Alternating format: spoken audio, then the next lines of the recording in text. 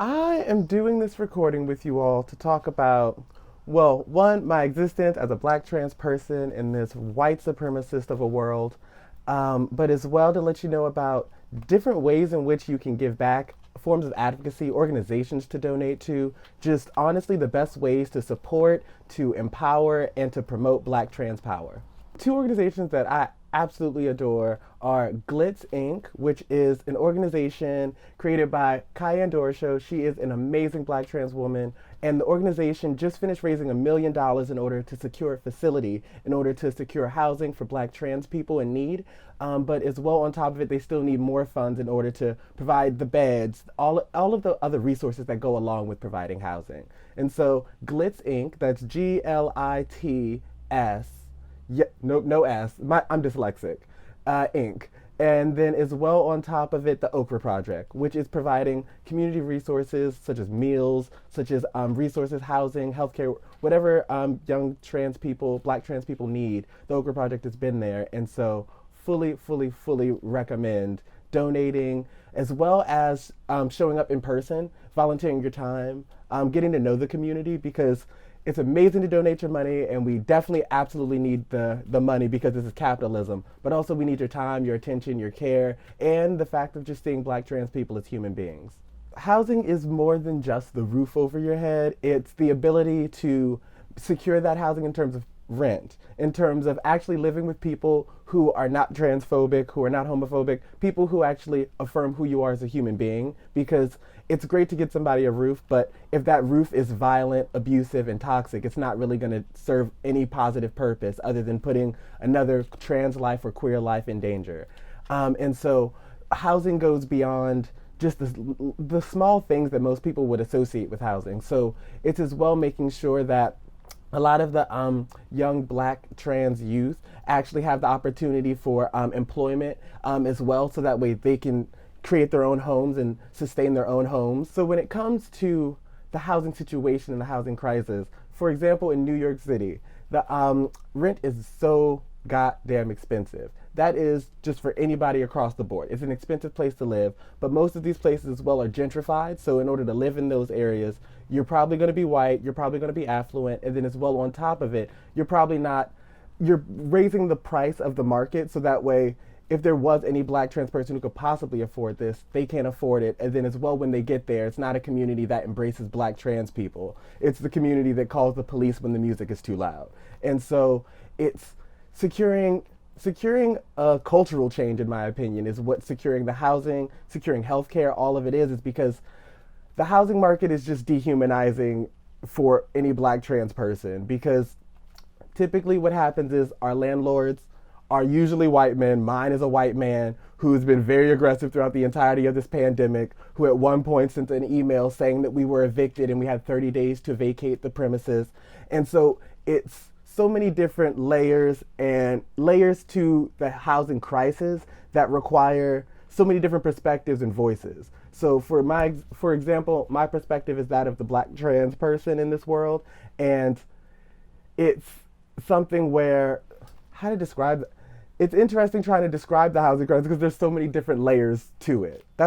Yeah, it's difficult to fully encapsulate all of the issues because whether it be roommates, whether it be rent, whether it be location, whether it be landlord, whether it be the rent hikes, whether it be location to public transportation, whether it be proximity to healthcare, proximity to trans and queer affirming healthcare.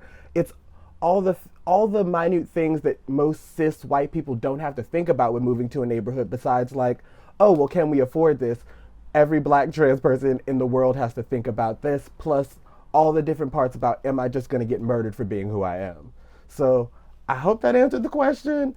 Housing is very difficult and poses many different problems for intersectional people.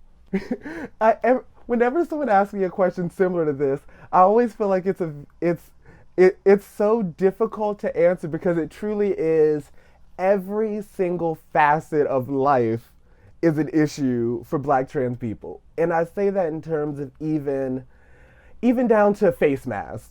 I've seen so many white people putting things onto their face masks like prints and all these different things that I'm already like, you're finding a way to culturally appropriate face masks. And now you've already made me feel uncomfortable. Like, there's, it's so, being black and trans in this country, in this city, it's just difficult. It's so difficult. You try to find your community in the black community, and then as a black trans person, there's transphobia and homophobia. You go into a queer space, you're misgendered, and just being yourself, people assume you're a drag queen when no, I'm just a trans woman just living my identity, and you're choosing to put that facade onto me. And there's so many levels of, you can't find your community, and when you do find your community, it's been torn apart, gentrified, and appropriated. I I remember moving to this city. I remember moving to this city and wanting to find my community, wanting to find a place where I could find people who looked like me, felt like me, expressed themselves the way that I do. And I consistently had to find newer and newer avenues of finding people who spoke or understood a piece of myself.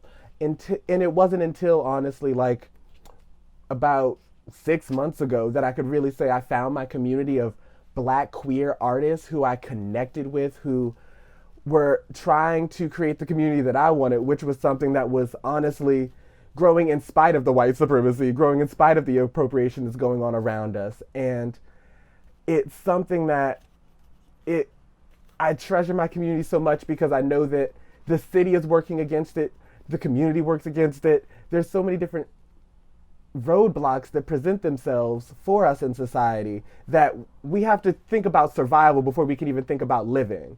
And that includes getting, as a Black trans person, being like, so I was wanting to go to a bar in Manhattan with a friend of mine, and it was just a simple bar. We just wanted to dance. And we go, and this was after I came out as trans femme, and I was really like starting to feel comfortable dressing in feminine clothing as who I was. And I went, and I specifically remember the security guard looking at me and then looking at my friend. And my friend was a cis Black gay person. And when I tell you, it was like one of those moments where they looked at me up and down, and then nobody else had to deal with the pat down. Nobody else had to like deal with any other level of like security other than handing in their ID. And I just remember them like specifically trying to feel my junk and figure out what was inside of my pants. And that was a moment where even me feeling that amount of uncomfortability, I didn't even feel comfortable enough to say anything because it didn't feel like anybody was there on my side besides my friend. It didn't, and this was a queer space, that we were going into. So it's like, okay, even in a queer space, I don't feel comfortable enough to say that I feel uncomfortable. And that is really what it's like to walk through the world as a Black trans person, because we're everywhere, but you just choose not to see us. And so when it comes to housing, affordable housing, there's none for Black trans people. And that's why so many Black trans people are just honestly, they go from one short-term lease to the next, trying to find a place where they can actually settle their roots and actually feel comfortable with where they live. And so it really is just a group of people who have been pushed to the fringes so far and so much that even when we do find community, we can't hold on to it because society keeps tearing it apart. And that is a beautiful segue to Brooklyn Liberation, how amazing it was that 15,000 people showed up to say Black trans lives matter. I truly, truly believe that every day is another opportunity to make a positive change in somebody's life, because to like live in the society that we live in, you have to understand the interconnectedness of every person on this earth, and that if you're not actively making positive changes towards somebody's life, you're making negative ones, and that's just how capitalism works. Because you have to understand that you need to be actively every day trying to politically, economically, and culturally empower and promote Black trans power. It's really down to the fact of, are you donating? Are you putting your money where your mouth is and putting money into organizations that are promoting Black trans power? Because we live in a capitalist society, and what you need to be doing is actually putting your money where your mouth is. And then politically, do you even know what congressional district you live in? Do you know what state senator you're supposed to be voting for? Do you know if you're voting for that person just because they're a Democrat or because they actually care about Black trans lives? It's taking things at more than face value, because for black trans people, nothing is face value. Everything is deeper than face value. And to be able to take politics, the economy, your money, anything at face value is a privilege. And just also understanding that culturally, you need to be educating yourself. You need to be seeking out this information. Don't wait for information about our community to present itself to you. And then don't expect it to be something that is going to be easy for you to swallow, because it's not easy to swallow that black trans people are dying every day. And as a black trans person, and their fears and anxiety are far worse than yours because we're the ones dying. And so do you actually take the time out to read a book, to read an article, to figure out what Defund the Police is actually about? Do you actually take the time out to actually get to know the black trans people in your community? Because again, they're there. It's just, are you choosing to see them? Are you choosing to see their existence? Because there's always a homeless person on the street who you can choose to look by, or you can choose to acknowledge their existence and their humanity. Are you going to do something to help, or are you just going to walk past? It's all very, very simple, because at the end of the day, sitting inside and not doing anything for anybody through your day is choosing your comfort over somebody else's life. And if that's what your energy is, then it doesn't seem like you care about black trans lives. For me, what Defund the Police is about is, you can tell how a society and what a society cares about by what they spend their money on. What is their budget? And the fact that billions of dollars go into the policing portion of our society and not the enriching portion is a huge issue. I personally am a prison and police abolitionist. I believe in taking those funds, and this is what Defund the Police is about. It's taking those funds that are allocated towards policing and all of the militarized equipment of the police. Something is paying for that, and it's the billions of dollars. The fact that they walk around like they are in a war zone in our neighborhoods, they pay for that equipment, the riot gear, the pepper spray. All of these things are coming from a budget, and that can all be reallocated to actually enriching communities to where committing a crime isn't something that you need to do to survive. Committing a crime is what allowed sometimes for my family to have food on the table growing up, because we grew up in Camden, New Jersey, highest murder rate per capita in the country. And when you see police walking around with riot gear and huge tanks in the street, and there aren't enough grocery stores in food deserts, there isn't enough health. Why are people paying thousands and thousands of dollars for health care and trying to figure out how their next meal is going to get it to the table while police have millions and millions of dollars?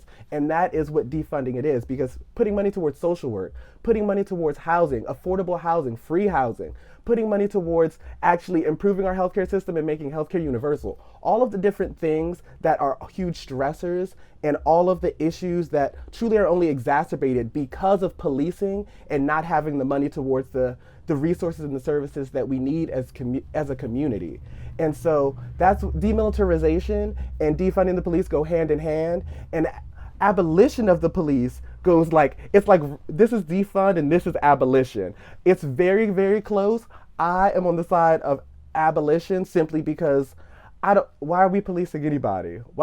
The last thing that we need is someone showing up to any situation with a gun, especially when the whole police system is based off of enslavement. It is based off of policing black people. So I don't think that anything built off of this system is going to work correct.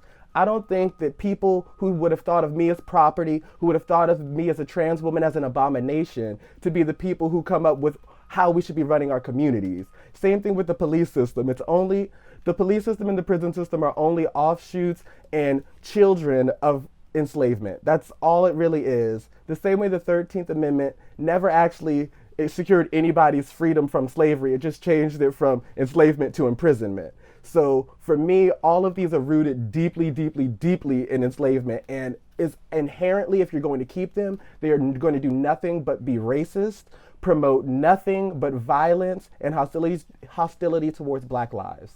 When it comes to the militarization of the police and every facet of a black person's life, honestly, it becomes a matter of it was already us versus them because racism, slavery, all of that.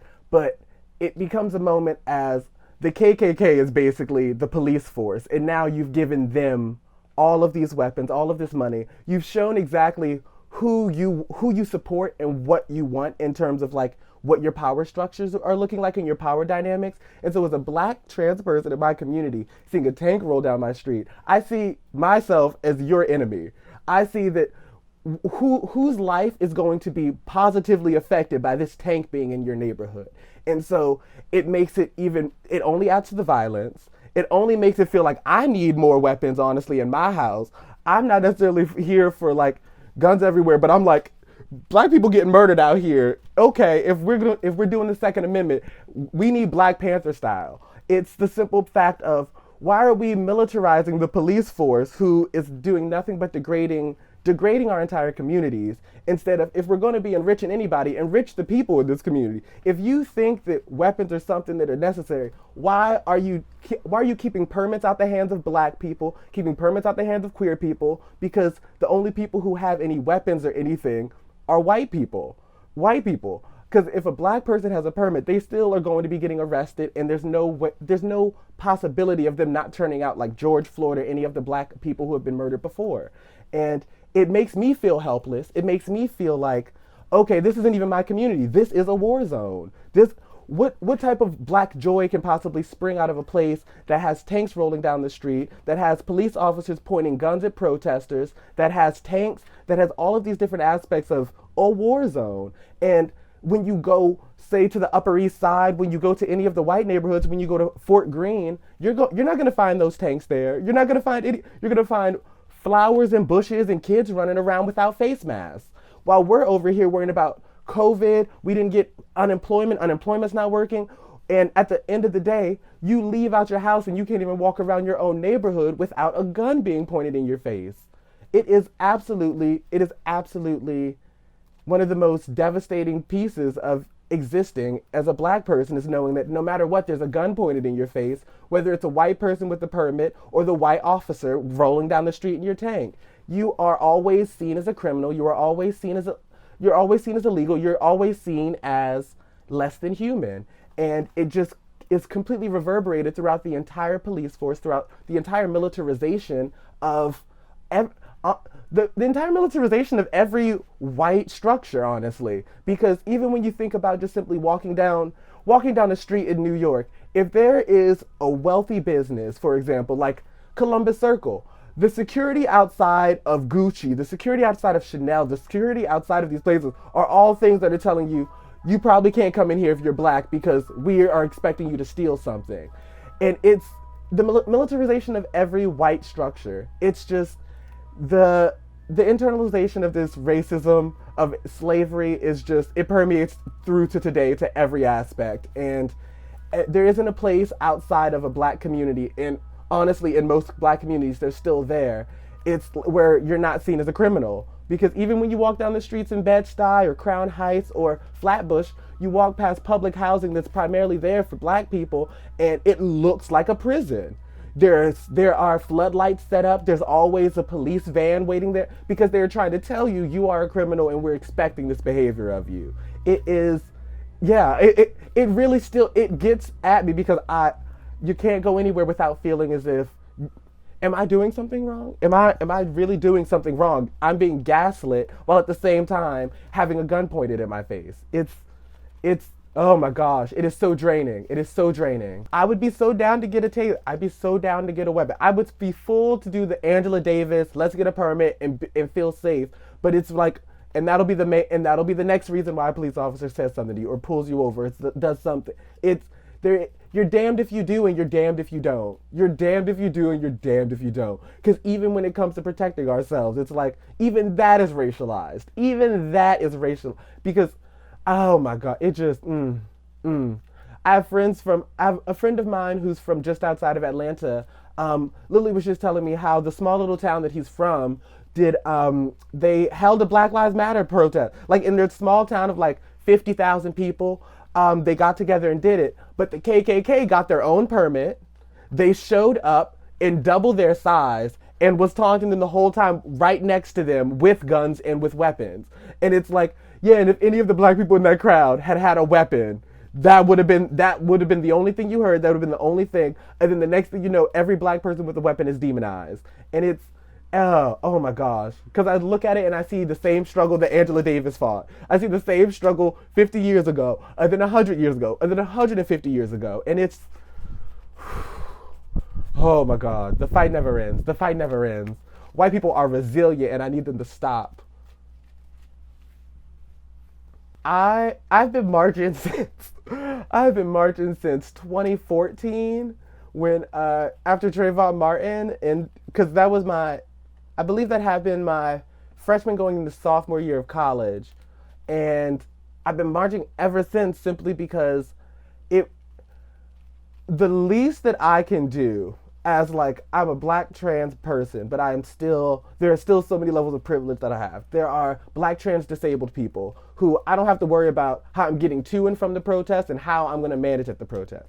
I am a black trans person who as well I have secure housing for myself. That is a privilege that not all black trans people can say. And I march for every single one of them. I march because I know that I am very disenfranchised in this community, in this society, and I will always be. But I know that there is somebody who has a shit ton more to worry about than I do, who can't make it to the protest. And I'm like, well, you know what, Marsha, I will be there. I will be there for Marsha because, as Marsha said, until every single person, every single member of my community is free, there is no reason to celebrate. And as long as I know that there's someone out there to be fought for, I will keep on fighting. I will keep fighting because growing up, I wasn't an activist.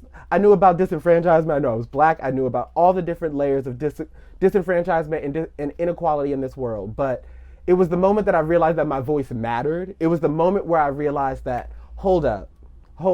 I need to use this. This is the bare minimum. This is the bare minimum that I could do for the little trans kid growing up who doesn't have anybody to look up to, and then they find a clip of Junior Mintt. I march because there is some black trans person in my community who I don't know, who I don't want to become another hashtag. I don't want to be another hashtag. I don't want any of my friends to become another hashtag. And I get out there and I do it because it's my duty. It's my goddamn duty. It is every person's duty out there. And if you have the free time, if you have the willpower, if you have the ability to go and you don't, you just chose your own comfort over somebody's life. And I can't sleep at night knowing that I picked my comfort over somebody else's life. I can't sleep at night knowing that because as well, I think that it's so important for me personally to keep in touch with the history of my people as well, and the history of my black roots, of my trans roots, of my queer roots, of all of them are in fighting for my rights and fighting for the rights of those whose names I don't know. Because it doesn't take me knowing you for me to care about your humanity, care about your experience, care about your existence. All I know is if I'm not fighting for you, I'm fighting against you. And that's just how this system works. So really understanding that it is our duty. It is our goddamn duty. It is our duty to be Asada Shakur, a bad bitch who is still in political exile in Cuba right now. The Black Panther, she had the greatest quote ever, and it's a motto that I stick with for every day of my life. Every day of my life, I think about this quote easily. It is our duty to fight for our freedom. It is our duty to win. We must love each other and support each other, and we have nothing to lose but our chains. And I think about that so often because it truly is, caring for someone costs you nothing. Costs you absolutely nothing. It is our duty to care, to love, to support, to enrich, because just as I said, we're all interconnected. To enrich one is to enrich all. To care about one is to care about all. And to truly care about yourself as well, because you're living in this world too, bitch. We're all navigating this world together. We are all, the same ground you walk on is the same ground that every black trans person is walking on. And so you need to respect it. Just if you respect yourself looking in the mirror, you need to respect black trans people just as much. We are breathing the same air, and you, white, cis people, have set up a system that disenfranchises us no matter what. So what I need is for you all to help dismantle it, to understand that you cannot help to build up the community without tearing down the one that you built before. We need to tear down the cis, white, patriarchal, white supremacist society that was there before, while also building up black trans power. It's It's a dual job, and if you can't handle both at the same time, imagine what it's like being a black trans person just for a second. Everybody has a way. That's the thing. It's everybody has a way. Rich, poor, tall, short, whoever you are, there's a way. Because, again, having a conversation costs you nothing. Having a conversation with your family about their transphobia and their homophobia costs you nothing. Costs you nothing, especially as a cis white person. It costs you nothing. Is it uncomfortable? Yes, but imagine how uncomfortable it is being denied a job because of your gender. Imagine how uncomfortable it is to be groped outside of a queer bar because you're trans. Imagine how uncomfortable that is, and imagine how uncomfortable it is when your family makes a trans person uncomfortable. You could be stopping that. You could be stopping somebody's family, from your family, your friends, anybody in your local sphere of people from being a dickhead. And taking that time out to do it costs you nothing. You don't need a loan. Sally Mae won't contact you about it. It is free. And it pains me when I see people not even understanding or grasping the fact that they're choosing comfortability. Because donating money still isn't even enough. We need it in all aspects, because yes, you donated money, but do you see me as a person? You could donate money to an organization, but am I a person to you? If you were employing people and I walked in with my resume, would you judge me? Would you judge me based off of my appearance, who my friends are, who my pronouns are, like all of the different aspects of your identity? That it's like, you can donate as much money as you want, but did you change your mind? Did you actually change the way that you view this world? It's wholly a 24/7 job to dismantle the shit that has been instilled in us since birth.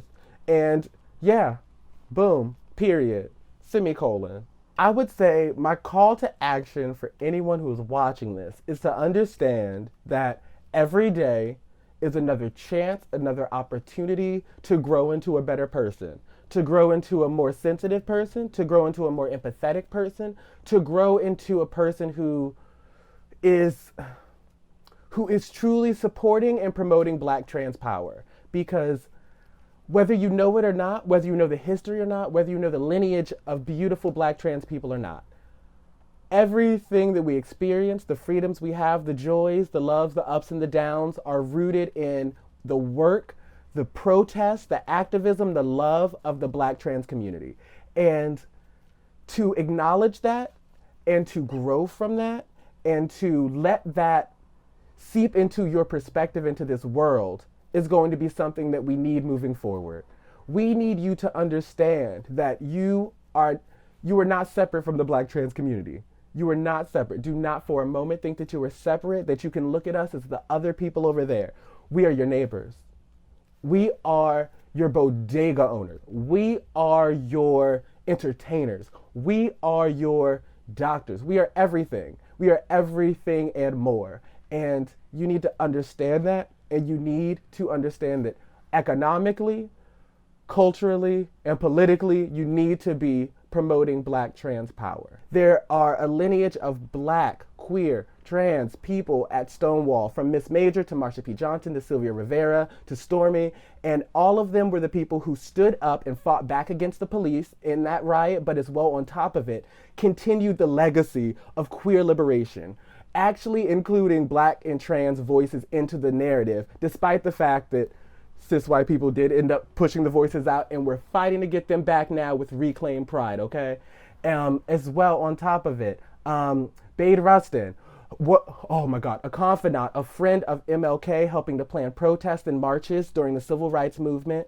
Who else? Oh, and as well, Miss Major, very important thing to know. She is our living legend. She is the last person from Stonewall who is, well, one of the major organizers and leaders of Stonewall, who is still alive, who is still breathing, who is still, oh my God, her activism to this day is just so, it inspires me. It inspires me to my core. As well, on top of it, who else before us? As well, oh, just in terms of entertainment, someone who truly deserves recognition for having laid the groundwork, Sylvester, a beautiful, beautiful queer Black man who as well helped to organize and lead protests in San Francisco for queer liberation. Of course, the incomparable, the absolutely amazing Peppermint is currently a living legend, in my opinion, has been promoting Black transness since the day that she began doing entertainment and drag, but as well on top of it has been helping to lead and helping to create a whole narrative around reclaiming pride and as well the Black trans voice and the Black trans narrative in our community. As well, it is very, very, very, very, very important to remember all of our leaders in the ballroom scene. Every single one, from Octavia St. Laurent, Dorian Corey, Willie Ninja, every single leader, Pepper LaBeija. These are all the names of the Black people, the queer people, the trans people who dared to stand up and be themselves and say that they deserve to take up space. They are human. They deserve to be fully fleshed out fucking people in this country and in this world, and that they are valid. And these are the people who allowed us to show up in droves today to say that we still matter and that we are not going anywhere and that we are going to keep pushing. So if you don't know Miss Major, if you don't know Marsha P. Johnson, if you don't know Sylvia Rivera, if you don't know these people, you need to be Googling, you need to be seeking this information out because we have always existed. It's just whether you decided to learn about us, you decided to seek us out. So yes, those are the legends. I'm still trying to think like who else, because even before a recorded history of us, there was a Black trans person in the 1700s. There was a Black trans person in the 1500s. There was a Black trans person in the Roman times. There was a Black trans person in the Greek times. There's Black trans people since before there was ever a term for our identities.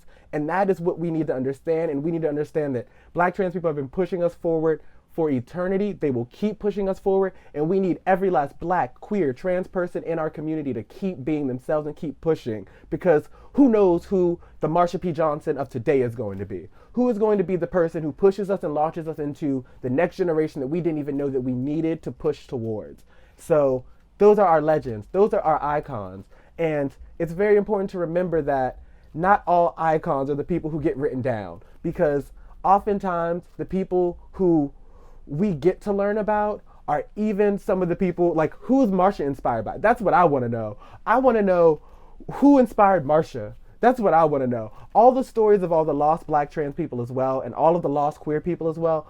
I would love to see a series of books written from the imagination of what Black trans people's lives would have been like, you know?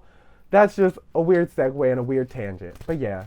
Miss Major, Marsha, Sylvia, women I truly emulate myself after, because they're the reason that, like, they're the reason that I even understand and feel comfortable with my identity as a person, because they truly kept pushing and kept pursuing and refused to let up about queer liberation and my existence. And it oh my God. In 1969, to say, I exist, I deserve to take up space, fuck you. No, I am a person. Thank you, Miss Major. Thank you, Marsha. Thank you, Sylvia. Thank you, Stormy. Thank you every last person who threw a brick, who threw a shoe, who stood up and said something, because every last person culminated in me getting to be able to sit here in this interview. And oh my God, I'm just so in awe of being able to own, use, and utilize your voice at that point to stand up and say, this is me, bitch. This is me. And the one thing that I wish I could have met Marsha. That is the one, if I had a time machine, I would, coffee and tea with Marsha. Remember that Pride is every single goddamn day. Black History Month is every single goddamn day. Trans Awareness Week is every single goddamn week. We didn't stop dying after the first protest. We didn't stop being disenfranchised after the first protest. And we also need to remember that when it comes to amazing landmark achievements like Section 7 and actually queer and trans people being added into the umbrella of civil rights in terms of employment, let's remember that being employed is a privilege. Let's remember that let's live long enough to try to apply for a job. And as well, on top of it, let's remember who is defining what work is. Let's remember about who is defining what all these things are for us, because every queer and trans person being included and being non-discriminated against in the workplace is amazing, but are sex workers considered workers yet? That's what I need. Boom.